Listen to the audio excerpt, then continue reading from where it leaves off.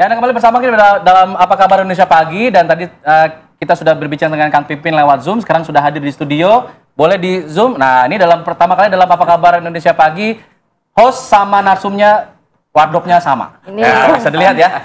Sehati berarti ya. Tukeran peran kan? Oh, dalamnya sama lagi ya. Tos dulu Kang ya. Ini sudah hadir Kang Pipin, dan juga hadir lewat sambungan Zoom ada Bang Andre Rosiade, politikus Gerindra. Selamat pagi. Assalamualaikum Bang Andre. Waalaikumsalam, Alfat, Fatih, Pipin dan Kang Gungun. Selamat pagi semuanya. Ya, sebelumnya tadi ada Kang Agus Huda, tapi harus melanjutkan kegiatan. Kita langsung lanjut ke Bang Andre. Bang Andre, tadi berkali-kali loh Kang Pipin menyebutkan kita akan menjalin komunikasi dengan sejumlah partai politik, PKB, Nasdem, dan kita terbuka dengan partai-partai lain. Karena sebelumnya ada kabar, ada tawaran nih dari Kim untuk kemudian mengajak PKS jadi calon wakil gubernurnya. Apakah tawaran itu sesuatu yang nyata, Bang, dari Kim? Ya, tentu sekali lagi kan komitmen Pak Prabowo waktu Pilpres kemarin menyampaikan bahwa beliau akan menjadi pemimpin seluruh kelompok dan beliau akan mengajak seluruh pihak untuk bekerja sama dengan beliau.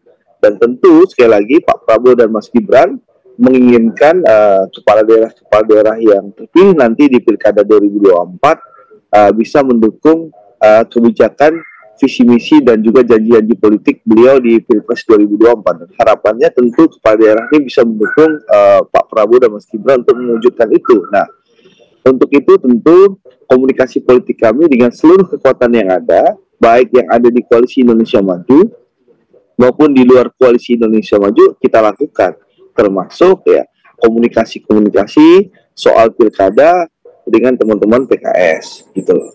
Dan saya mengetahui betul bahwa memang komunikasi itu ada dengan PKS itu loh. Karena sekali lagi membangun Indonesia itu harus kita lakukan dengan secara bersama-sama dengan semangat gotong royong. Bukan hanya di Jakarta mungkin ya, bahkan di Sumatera Barat pun di daerah yang saya pimpin ada kemungkinan besar Gerindra bersama PKS akan maju di Pilkada Gubernur gitu.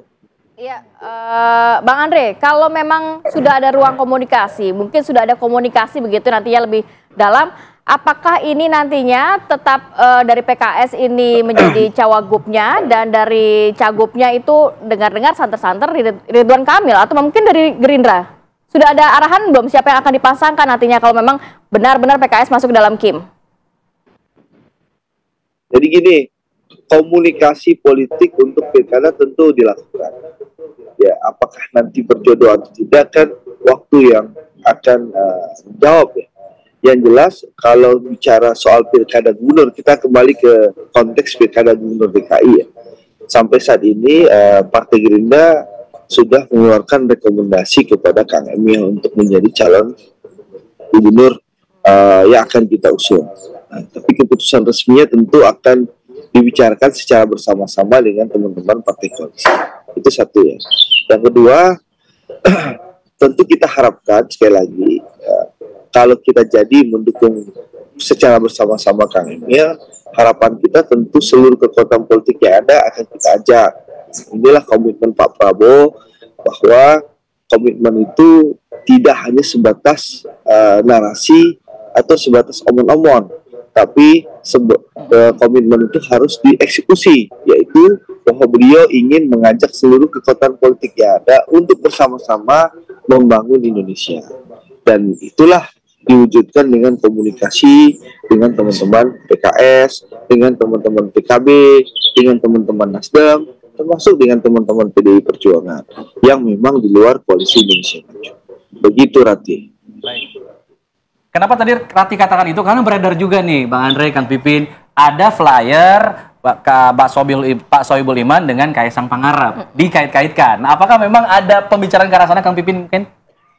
Ya, pertama kalau kita dari tidak bisa Gerindra, batasi ya ruang gerak komunikasi itu. Dan kita tadi saya sampaikan 3 kriteria ya, punya pengalaman rekam jejak yang baik di legislatif dan eksekutif, kemudian punya kredibilitas dan juga punya elektabilitas yang tinggi. Dan tentu kita semua ingin menang. Belajar dari Pilpres, kita memang gagal, kalah di Pilpres, maka kesempatan kita untuk menang adalah di Pilkada. Dan agenda-agenda ke depan ketika kita ingin menyelesaikan persoalan, maka memang kita harus terjun. Dan kami berharap tentu ya, kalau misalnya ketika Pilpres ini selesai, relaksasi terjadi, kita bisa bersatu dengan siapapun. Jadi yang disampaikan oleh Bang Andre itu benar, bahwa kita tidak lagi ada ketegangan. Di 580 ini di beberapa tempat kami berkoalisi dengan Gerindra, dengan Golkar, dengan PAN, dengan Demokrat, ya, termasuk dengan Nasdem, PDIP, ya, semua sifatnya cair sebetulnya, ya. Dan termasuk di Jakarta, ya, bagi kami tidak menutup ruang, misalnya kalau misalnya katakanlah tadi usulan dari Mas Kang Huda, ya, bahwa nanti misalnya akhirnya Pak Anies dengan Pak Sohibul Iman misalnya dipasangkan, kami tidak menutup kemungkinan untuk membuka ruang kepada partai-partai di luar Nasdem, PKB dan PKS. Bisa jadi kami juga ngajak Gerindra, Golkar dan sebagainya. Kami yakin, hakul yakin bahwa setiap partai politik itu rasional. Siapa yang berpeluang menang, ya, punya rekam jejak yang baik, punya track record, punya capacity to win dan capacity to govern yang mumpuni, maka kami yakin mereka akan didukung. Kang Pipin, apakah manuver politik ini dikeluarkan oleh PKS setelah ada tawaran dari Kim, atau juga mungkin kecewa dari 2017 ini mengusung Anies, tapi kader PKS nggak ada yang dipilih begitu? Apa sih sebenarnya faktornya sehingga ada dua opsi yang diberikan kepada Anies Baswedan?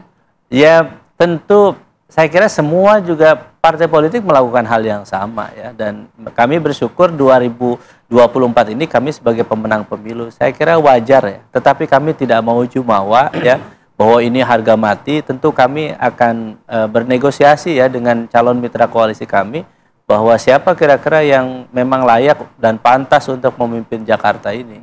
Jadi sekali lagi, ya, ketika disampaikan nama Pak Sohibul Iman, tidak menutup kemungkinan kami nanti berkoalisi dengan yang lain, dan kami akan mendengarkan itu.